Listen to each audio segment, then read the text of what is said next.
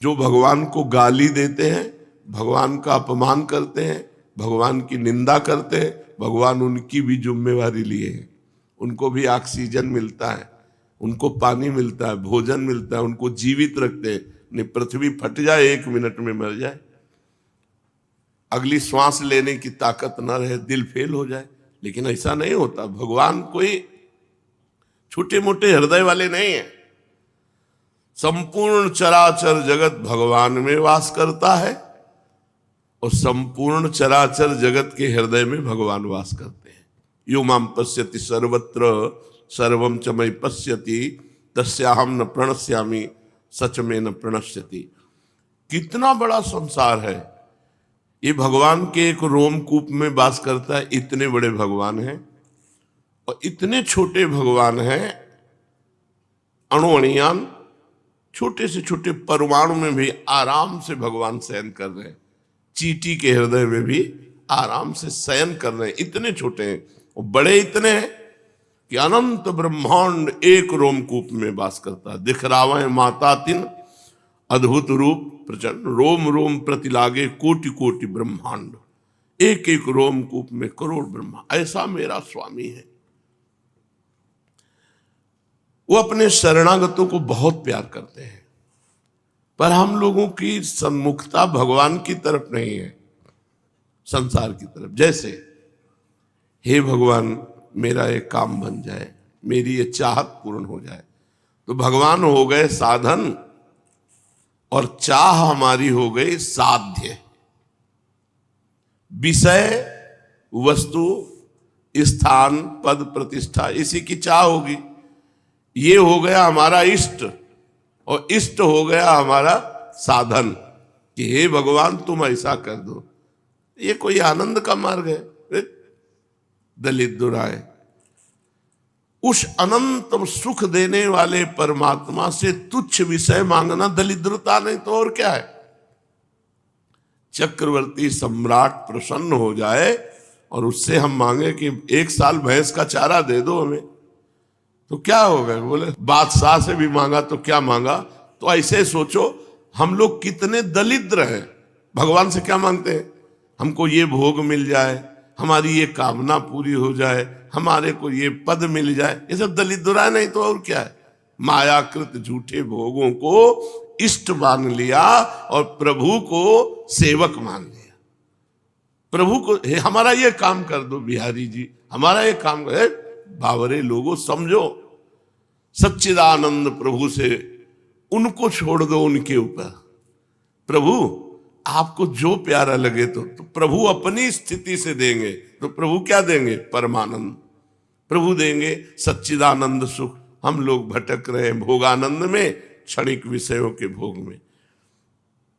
सब कुछ नष्ट होगा, सब मरोगे। ये सत्संग ये नहीं कि ये जीने की आशा रखने दे। सत्संग उदासी पैदा करता है। अब आप सोचो, आप जब मरोगे तो आपका शरीर नहीं रहेगा। कब मरोगे? एक आदमी होटल से भोजन पाके और सौंफ ले रहा है, सौंफ लेके मुंह में डाला, मुंह भरा गिरा, मर गया।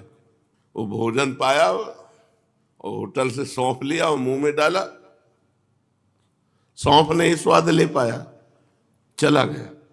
इतनी मोटी बिल्डिंग बनाओ, इतने सरिया डाल के कि हमारे पूर्वज तक आगे के सब मतलब भरा हुआ है कूड़ा करकट, कुछ लेके नहीं जाना। जो शुभ अशुभ कर्म कर रहे हो भाई, कुछ नहीं। अगर समझ जाओ तो अभी मस्त हो जाए। अकेले जाना है, कुछ लाद के नहीं ले जाना है। जो कुछ तुम्हें मिलना जबरदस्ती मिलेगा, जैसे दुख मिलना था ऐसे सुख मिलेगा। काहे को परवाह करते हो? भगवान के भरोसे हो जाओ, दुख सुख दोनों को मिटा के आनंद प्रदान कर देंगे। एक रोम गिर जाए ना, दोबारा उसे लगा नहीं सकते। फैब्रिक को लादी से चिपकाओगे तो कितने मिनट चिपका रहेगा, सोचो। और तुम कहते हो कि जन्म जन्म तक, मतलब तुम हो क्या? काल को जीत लिए। भरोसा सेकंड का नहीं, वादे प्लानिंगे ऐसी मजबूत सरिया पड़नी चाहिए, ऐसा मजबूत मकान बनना चाहिए। हिया का जो जाना नहीं और जहां जाना है वहां की कोई व्यवस्था नहीं। बेवकूफी है। कभी कभी हम हृदय की बात कहते हैं, हम हृदय की बात करें, बिल्कुल बेवकूफी। जैसी परिस्थिति है उस परिस्थिति में हरि स्मरण कर लो, यही सार्थक बात है। कल का जो चरित्र भगवान जब सब कटवा के जा रहे हैं ना, स्वयं जा रहे हैं, द्वारिका डूब गई, द्वारिकावासी सब मर गए, सरकार अंतर ध्यान हो रहे। जब वो दिव्य लीला बिहारी ऐसा करते हैं तो हम लोग तो त्रिगुणमयी माया की लीला में हमारा क्या बचेगा। न उनका घर रहा, द्वारिका भी लीन हो गई, न घर वाले रहे, कुछ सुन के मर गए और कुछ कट के मर गए आपस में, और आप भी और बलराम जी भी। यार यहां से जाना, यहाँ क्या करोगे इतना तूफान खड़ा करके। चुपचाप जैसी परिस्थिति है उसमें समय काटो और नाम जप करते करते मर जाओ, प्रभु को प्राप्त। सब मरोगे, बचोगे कोई नहीं। देखो, मरने से सब जग डरा, मेरो मन आनंद। सब मृत्यु से डरते हैं, अपने को बहुत प्रिय शब्द है मृत्यु। सही मानो, एक ही बार तो मरना है, उसके लिए डरना क्या। जैसे कसाईवाड़े के हर जानवर पर गड़ासा चलेगा, ऐसे मृत्यु लोक काल का कसाईवाड़ा है, सबके ऊपर चला। राम जी अपने पूरे परिकर को लेकर सरयू में लीन हो गए। और कल आपने श्याम जी के परिकर की पूरी लीला सुनी। जब राम जी श्याम जी का परिकर नहीं टिका, राम जी श्याम जी प्रगट में अंतर ध्यान हुए, तो हम तुम कैसे टिक सकते हैं। हमारा तुम्हारा क्या पावर है। वो तो पावर के पावर हैं, वो चाहते तो प्रगट रूप में ऐसे ही राम राज्य करते रहते। उनको कोई नियम कानून उनके ऊपर है क्या। लेकिन वो भी अंतर ध्यान हुए, तो जाना है यहां से। और खास बात कुछ लेके नहीं जाना, खास बात कोई साथ नहीं जाना, मरे जा रहे हैं। देखो ना, दिन भर कमा जब से सृष्टि हुई कन्नी वसूली आज तक चल रही, पता नहीं क्या बन रहा है। नहीं, जब से सृष्टि हुई कन्नी वसूली चल रही, कभी लेबर मिस्त्री फ्री नहीं मिलेंगे। और क्या बन रहा है, उनका खेल ऐसा है, बन ही रहा है तब से। कभी ये नहीं हुआ कि इस साल निर्माण बंद। कैसा खेल उनका है। हे, इस खेल से निकलना है तो इसके रहस्य को जान लो। केवल भ्रम है, केवल भ्रम, कुछ नहीं है। बड़े बड़े चक्रवर्ती सम्राटों के महलों में कबूतर हग रहे हैं, खंडहर हो गए, ना उनके नाम है ना उनकी निशानी है, बस केवल एक कहानी है। इसलिए यहां ज्यादा रचो पचो मत। यहां कुछ तुम्हारा नहीं है, कुछ तुम्हारे साथ नहीं जाएगा। नाम कमा लो, नाम। देखो, आज हम सुबह कह रहे थे साधकों से कि सुखी है वो जो एकदम मूर्ख है, संसार में चिपका हुआ है। 100 रुपया मिला तो एक बर्फ की सिल्ली उसके छाती में रख गई। या सुखी है वो जो परमानंद ब्रह्मानंद में डूबा हुआ है। ये हम लोग जो बीच वाले हैं ना, ये सब दुखी है। ऊपर उठो, या तो एकदम पागल जिसको शरीर बोध नहीं, और या तो एकदम उच्च कोटि की स्थिति जिसको शरीर बोध नहीं। ये शरीर बोध वाले जितने हैं ये सब पिस रहे हैं, कुछ अच्छा नहीं लगता। होली दिवाली उत्सव सब ऐसा लगता है जैसे टीवी का कुछ भी सत्य नहीं है। ऐसे यहां कुछ भी सत्य नहीं, तो अपने लोगों को कोई खुशी थोड़ी होती है। बस यही तो दुर्दशा है। कह रहे हैं कि तुम जिसे खुशी समझते हो वो सब दुख का खेल है। कोई खुशी नहीं, कोई उत्साह नहीं रह गया। होली आ गई, क्या होना चाहिए, तुम्हें जो करना है तो कर लो। हमारे लिए होली दिवाली सब एक ही रोना है और कुछ नहीं है। कुछ नहीं रहे, कोई उत्साह नहीं रह गया। सोचो कैसा जीवन होगा। न खाने का उत्साह, 6 घंटे में मल बन जाएगा। क्या है, इतना ज्ञान प्रवीण हो जाता है, कोई कहीं टिकने नहीं देता। कोई मुस्कुरा मरेगा, इसकी मुस्कुराहट से क्या कुछ आए, तो ये सब नाशवान है। मतलब कहीं कोई खुशी नहीं है। अब सोचो उस आदमी की जिसके दिमाग में इतनी प्रवीणता आ गई कि हर चीज काट रही है। अब उसको एक ही बात नजर आती है, यार अंदर से इच्छा होती कि अब जीने की इच्छा नहीं, जो हमारा काम था हो गया, अब जीने की इच्छा नहीं। बोले नहीं, लोक कल्याण हो रहा है। अरे लोक है ही नहीं, भगवान है सब। कल्याण किसका होना, केवल भगवान है।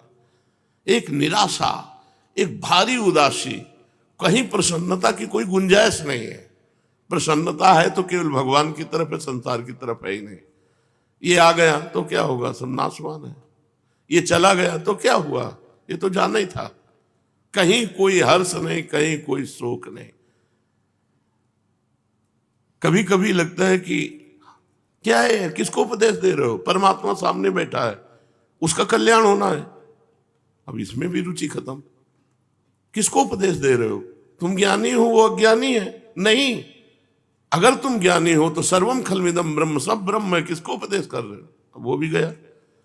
प्रश्न उत्तर आचरण में है नहीं, प्रश्न कर रहे हो ब्रह्म ज्ञान के क्या आचरण, वो भी गया। इतनी प्रवीण बुद्धि हर जगह से काट के शांत कर देती। शांत हो जाओ, चुपचाप शांत, और पड़े रहो भरोसे पे प्रभु के। यही है पर भजन का फल। कहीं राग नहीं, कहीं राग नहीं, सच्ची मानिए। किसी के मिलने से, किसी के बिछुड़ने से, कुछ पाने से, कुछ खोने से कोई फर्क नहीं, क्योंकि जो मिला है वो बिछुड़ेगा, जो बिछुड़ रहा है वो सत्य है, पहले से वो नाशवान है, बिछुड़ा हुआ है, उसको क्या, हमारा भ्रम था, हमने अपना मान लिया। तब संसार एकदम शून्य नजर आता है, कुछ अच्छा नहीं, कुछ अच्छा नहीं, कोई प्रिय नहीं, कोई अप्रिय नहीं। सोचो उस मन की क्या दशा होगी जहां कुछ प्रिय है नहीं।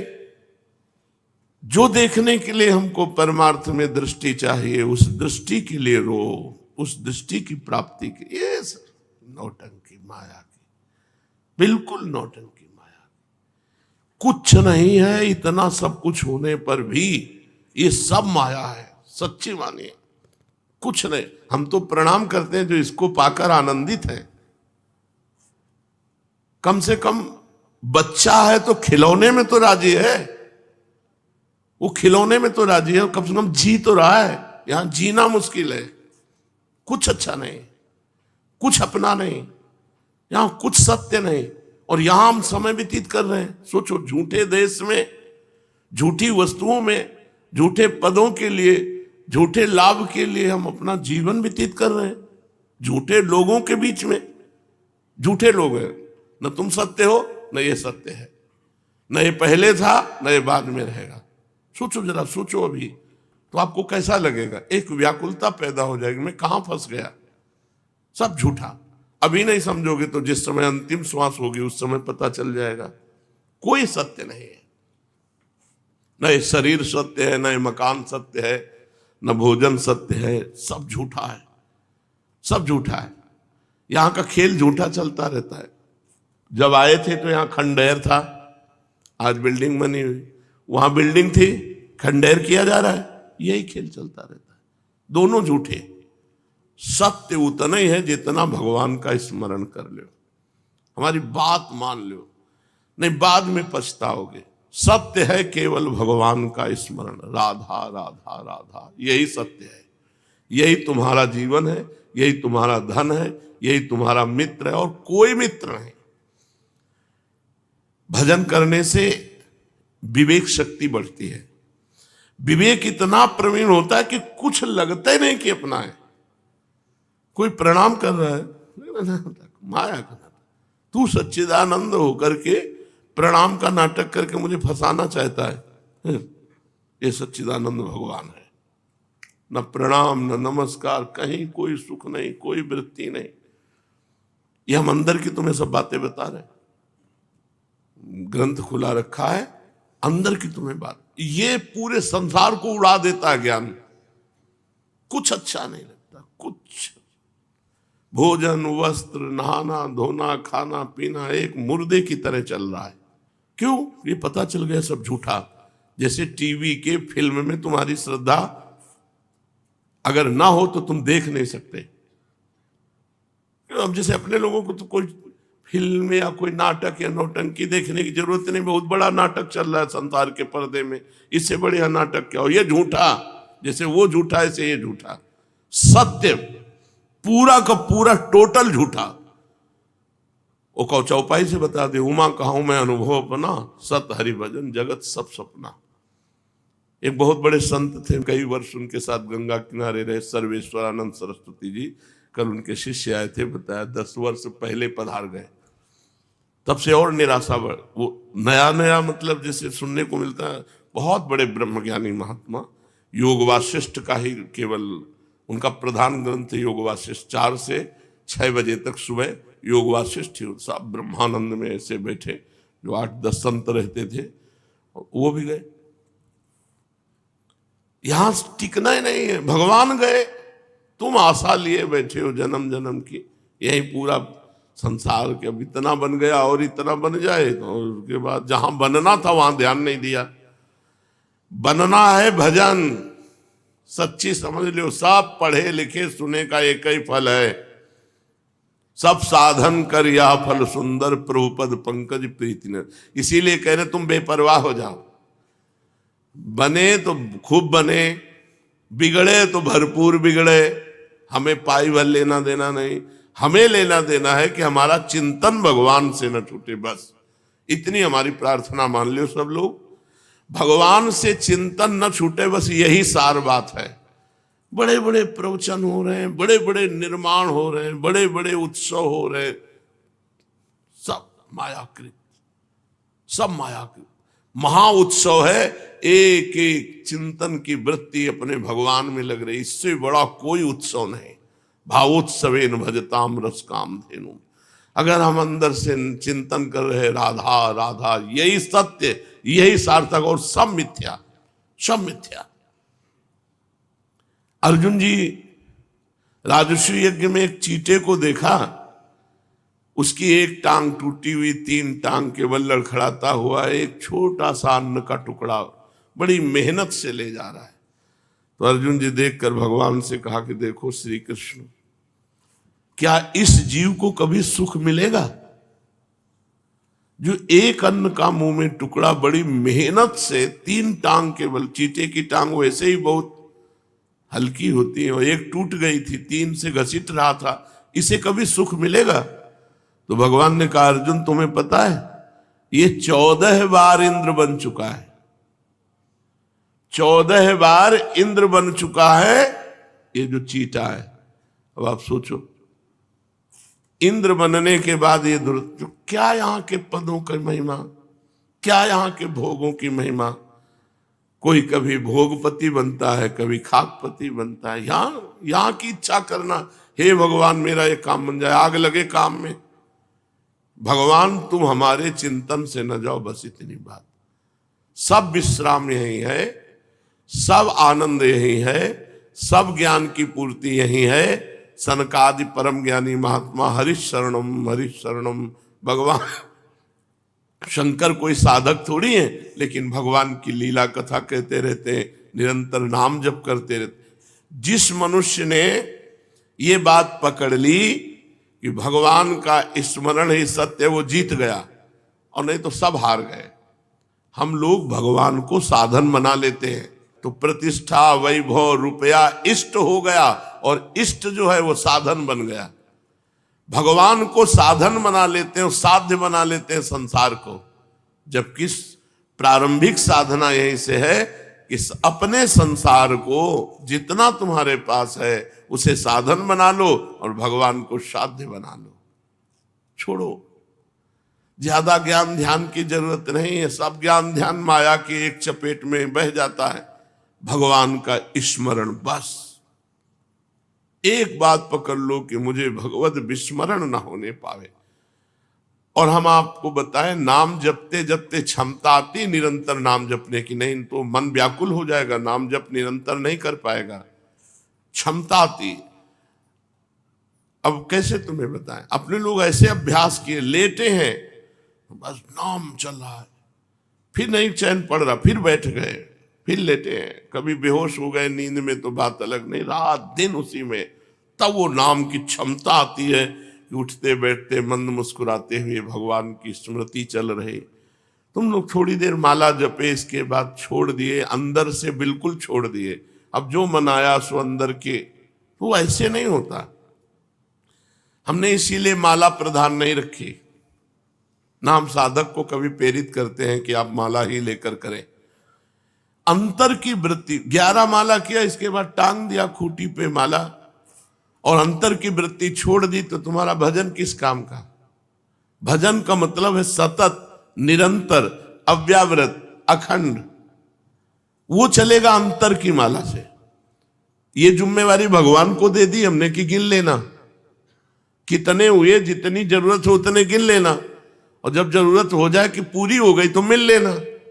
हम अर्जा जप रहे, देहाती आदमी, हम तुम्हारे गणना वणना के चक्कर में नहीं पड़ेंगे कि भाई 21 माला है, 11 माला। अर्जा एक भी श्वास खाली न जाने देंगे, बस इतना हमारा प्रयास रहेगा। और इस पर कृपा कर दो तुम कि हमारी श्वास वृत्ति आपके सुमिरन से खाली न जाए। बस ये मस्ती की बात कह रहे, बस इतना ही पकड़ना, कुछ नहीं पकड़ना।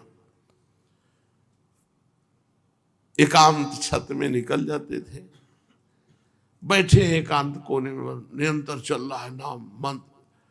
कभी कभी मन की एक वृत्ति होती है, चलो संसार में चले, उसी को मारना है, चलो ये भोग भोग ले, उसी को मारना है।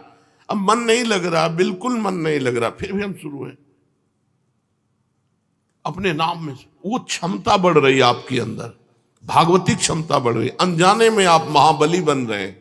काम, क्रोध, लोभ, मोह, मद, मत्सर, वही भागवती क्षमता, उनसे जीतने की आपको। साधक इस बात को देख ही नहीं रहा है, वो अपने समय को व्यर्थ गंवा रहा है। सोचो, आपको 10 वर्ष हो गए, किसी को 20 वर्ष हो गए, क्या आपके अंदर की क्षमता बढ़ी? आप अंदर देखो। क्षमता का मतलब नाम सहन करना। नाम जप करना आप खिलवाड़ मत समझो। नाम जप कर रहे हैं, 4 घंटे सह गए, अभी 20 घंटे बकाया है।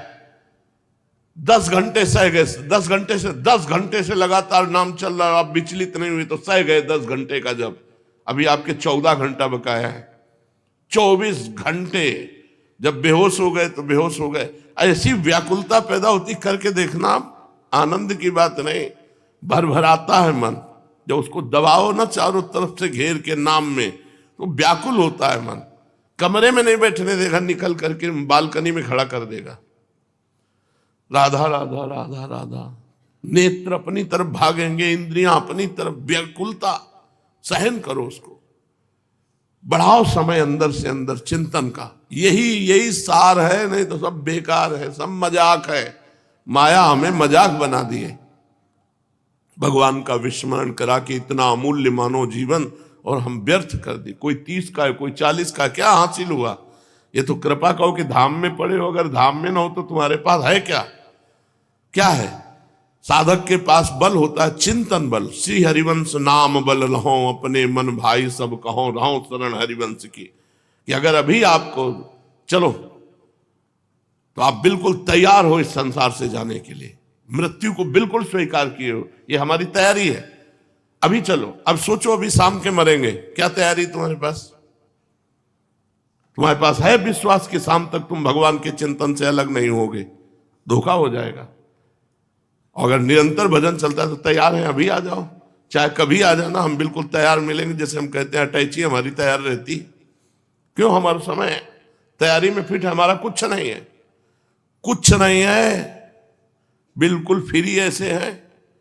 1 रुपया नहीं है, एक भी व्यक्ति नहीं, गुरु भगवान की कृपा से 1 व्यक्ति नहीं है हमारे पास। आपको लग रहा होगा हमारे जो हमारा तिजोरी है उसमें एक भी फोटो नहीं है संसार की, 1 भी रुपए की प्रियता नहीं है। ये हम वैराग्य की बात नहीं कहते, गुरु प्रसाद की कहते। और कहीं ऐसे अंगूठा या दस्तखत की जरूरत नहीं, बिल्कुल तैयार अटैची है। अभी बुलाओ, अभी चलो, मालिक हमारा कोई है नहीं आपके सिवा। और जब है नहीं तो चिंतन जाएगा कहां? कहां चिंतन जाएगा? ऐसे नहीं है चिंतन कि अब किसी की तरफ जा रहा है, ऐसे नहीं है, ऐसे नहीं। हम चाहने वाले कि आ जाओ, फिर किसी और, एक चाहत जीवन भर। नाटक ये सब चल रहा है माया का, चाहत केवल एक प्रीतम से। अभी बुलाओ, अभी तैयार है। तो आप तैयार हो मरने के लिए? जीने के लिए तैयार हो, जीने की आशा में प्रभु से मांग कर रहे हो, भोगों की, वस्तुओं की, पद की, प्रतिष्ठा की। और मृत्यु लोक है, जानते हो मरना पड़ेगा, और मरने की तैयारी नहीं कर रहे। करो, ये हम हृदय का सत्संग तुमसे कर रहे हैं, मरने की तैयारी कर। फिर देखो तुम्हें क्या अच्छा लगता है। जब तुम्हारा मन कहे कि ऐसा होता तो मर जाते, तो उसी समय सूत्र डालो। नारायण स्वामी कह रहे 2 को ना भूलो, एक मृत्यु को, एक भगवान को। जब मन कहे अगर ऐसा खाने को होता, अगर खाने के पहले मर गए तो राधा राधा राधा राधा राधा। धोखे का जमाना है ये सब, बिल्कुल हमें भरोसा नहीं।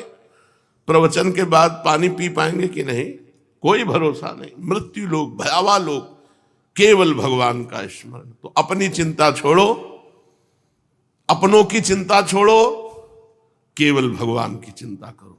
सार बात तुम्हें बता रहे, कुछ नहीं करना। भगवान को न फूल चाहिए, न फल चाहिए, न इत्र चाहिए, न सोना चांदी चाहिए। खाने हैं सोने चांदी की, सोने की खाने हैं, चांदी की खाने। अरे 4 लाख योजन का एक पहाड़ केवल सोने का है। उन भगवान को किलो 2 किलो, मन 2 मन, कुंतल 2 कुंतल सोना से रिझा लोगे?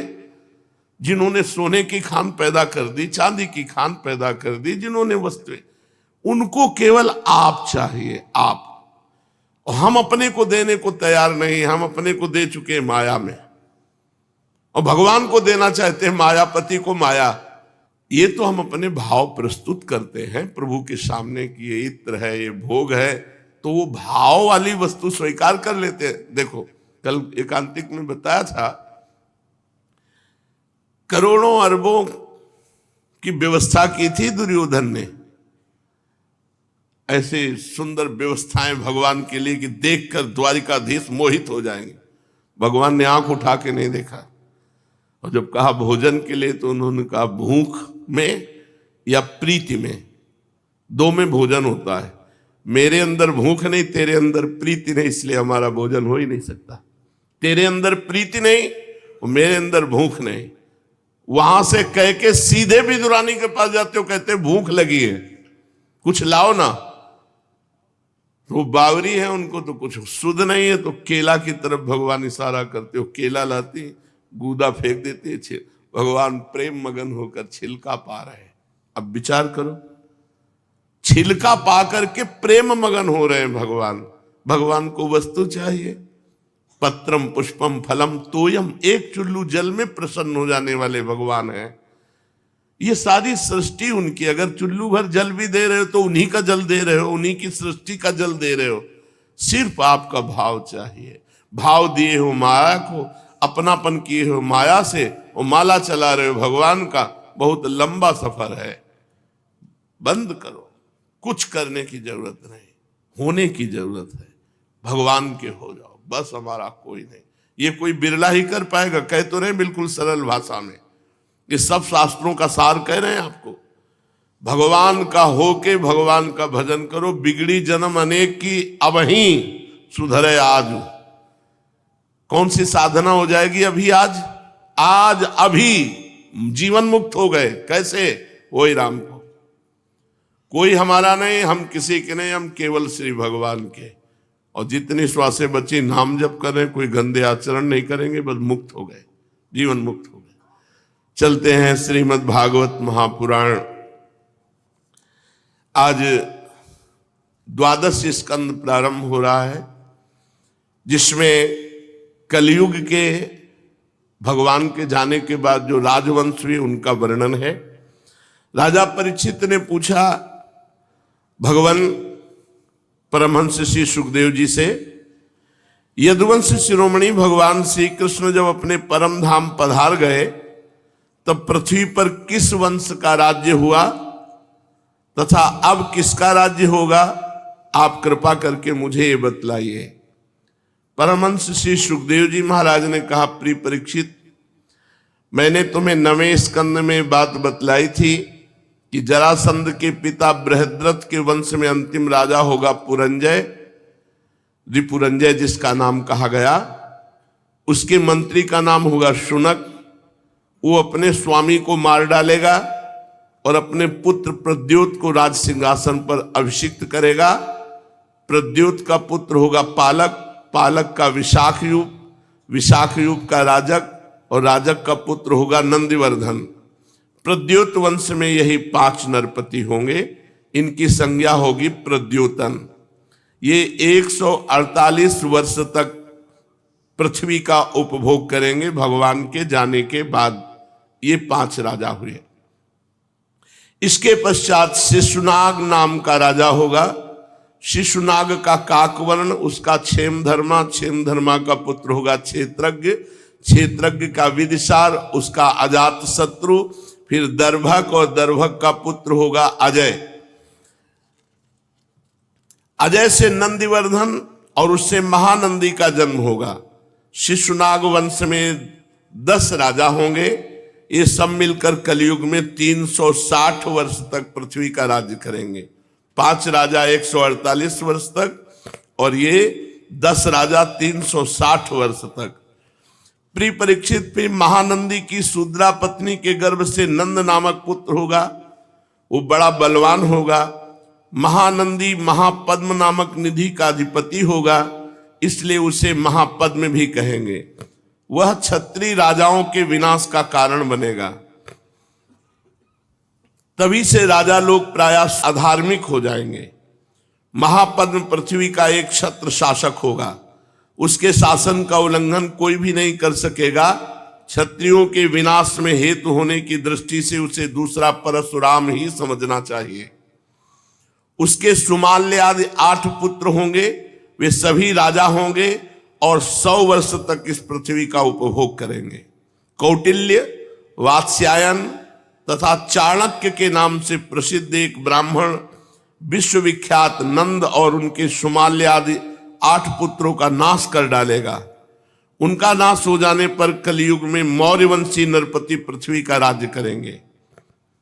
वही ब्राह्मण जिसका नाम चाणक्य, कौटिल्य, वात्स्यायन है, वो पहले चंद्रगुप्त मौर्य को राजा के पद पर अभिषिक्त करेगा। चंद्रगुप्त का पुत्र होगा वारिसार और वारिसार का अशोकवर्धन। अशोकवर्धन का पुत्र होगा सुयश, सुयश का संगत, संगत का शालिशूल और शालिशूल का सोम शर्मा, सोम शर्मा का शतधन्वा, शतधन्वा का पुत्र बृहद्रथ। कुरुवंश विभूषण परीक्षित मौर्य वंश के 10 नरपति कलयुग में 137 वर्ष तक पृथ्वी का उपभोग करेंगे। बृहद्रथ का सेनापति होगा पुष्पमित्र शुंग। वो अपने स्वामी को मारकर स्वयं राजा बन बैठेगा। पुष्पमित्र का अग्निमित्र और अग्निमित्र का सुज्येष्ठ होगा। सुज्येष्ठ का वसुमित्र, वसुमित्र का भद्रक, भद्रक का पुलिंद, पुलिंद का घोष और घोष का पुत्र होगा वज्रमित्र। वज्रमित्र का भागवत, भागवत का पुत्र होगा देवभूति। शुंग वंश के 10 नरपति 112 वर्ष तक पृथ्वी का पालन करेंगे। परीक्षित, शुंग वंशी नरपतियों का राज्यकाल समाप्त होने पर यह पृथ्वी कर्णवंशी नरपतियों के हाथ में चली जाएगी। कर्णवंशी नरपति अपने पूर्ववर्ती राजाओं की अपेक्षा कम गुण वाले होंगे। शुंग वंश का अंतिम नरपति देवभूति बड़ा ही लंपट होगा। उसे उसका मंत्री कर्णवंशी वसुदेव मार डालेगा और बुद्धि बल से स्वयं राज्य करेगा। वसुदेव का पुत्र होगा भूमित्र, भूमित्र का नारायण, नारायण का सुशर्मा, सुशर्मा बड़ा यशस्वी होगा। कर्णवंश के 4 नरपति कर्णवायन कहलाएंगे और कलयुग में 345 वर्ष तक पृथ्वी का उपभोग करेंगे। प्रिय परीक्षित, कर्णवंशी सुशर्मा का एक शूद्र सेवक होगा बलि। वो आंध्र जाति का एवं बड़ा दुष्ट होगा। वो सुशर्मा को मारकर कुछ समय तक स्वयं पृथ्वी का राज्य करेगा। इसके बाद उसका भाई कृष्ण राजा होगा। कृष्ण का पुत्र श्री शांतकर्ण और उसका पौर्णमास, पौर्णमास का लंबोदर, लंबोदर का पुत्र चिविलिक होगा। चिविलिक का मेघ स्वाति, मेघ स्वाति का अटमान, अटमान का अनिष्टकर्मा, अनिष्टकर्मा का हाले, हाले का तलक, तलक का पुरुषभीरु, पुरुषभीरु का पुत्र होगा राजा सुनंदन। परीक्षित, सुनंदन का पुत्र होगा चकोर, चकोर के 8 पुत्र होंगे जो सभी बहु कहलाएंगे। इनमें सबसे छोटे का नाम होगा शिव स्वाति। वह बड़ा वीर होगा और शत्रुओं का दमन करेगा। शिव स्वाति का गोमती पुत्र और उसका पुत्र होगा पुरीमान, पुरीमान का मेधाशिरा, मेधाशिरा का शिवस्कंद, शिवस्कंद का यज्ञश्री, यज्ञश्री का विजय, विजय के 2 पुत्र होंगे। चंद्रविग और लोमद। परीक्षित, ये 30 राजा 456 वर्ष तक कलयुग में पृथ्वी का राज्य भोगेंगे। इसके पश्चात अवभृति नगरी के 7 आभीर, 10 गर्दभी, 16 कंक ये पृथ्वी के राज्य करेंगे। ये सब के सब बड़े लोभी होंगे। इसके बाद 8 यवन, 14 तुर्क यहां राज्य करेंगे। 8 यवन, 14 तुर्क राज्य करेंगे। इसके बाद 10 गुरुंड और 11 मौन नरपति होंगे। मौनों के अतिरिक्त ये सब 1099 वर्ष तक पृथ्वी का उपभोग करेंगे। 11 मौन नरपति 300 वर्ष तक पृथ्वी का शासन करेंगे। जब उनका राज्यकाल समाप्त हो जाएगा तब किलकिला नाम की नगरी में भूतनंद नाम का राजा होगा। भूतनंद का वंगिर, वंगिर का भाई शिशुनंदी और यशोदानंदी और प्रवीरक ये 106 वर्ष तक पृथ्वी का राज्य करेंगे। इनके 13 पुत्र होंगे, सब के सब वाल्मीकि कहलाएंगे। उनके पश्चात पुष्पमित्र नामक क्षत्रिय और उसके 10 पुत्र दुर्मित्र का राज्य होगा। परीक्षित, वाल्मीकि वंशी नरपति एक साथ ही विभिन्न प्रदेशों में राज्य करेंगे। उनमें 7 आंध्र देश के, 7 ही कौशल देश के अधिपति होंगे। कुछ विदुर भूमि के शासक और कुछ निषेध देश के स्वामी होंगे। इनके बाद मगध देश का राजा होगा विश्वस्फूर जी। ये पूर्वोक्त पुरंजय के अतिरिक्त द्वितीय पुरंजय कहलाएगा। ये ब्राह्मण आदि उच्च वर्णों को पुलिंद, यदु और मद्र आदि म्लेच्छ प्राय जातियों के रूप में परिणित कर देगा। इसकी बुद्धि इतनी दुष्ट होगी कि ब्राह्मण, क्षत्रियों, वैश्यों का नाश करके शुद्ध प्राय जनता की रक्षा करेगा। ये अपने बलवीर से क्षत्रियों को उजाड़ देगा। पद्मवतीपुरी को राजधानी बनाकर हरिद्वार से लेकर प्रयाग पर्यंत सुरक्षित पृथ्वी का राज्य करेगा। परीक्षित, ज्यों ज्यों घोर कलयुग आता जाएगा त्यों त्यों सौराष्ट्र, अवंती, आभीर, शूर, अर्बुद, मालव देश के ब्राह्मणगण संस्कार शून्य हो जाएंगे।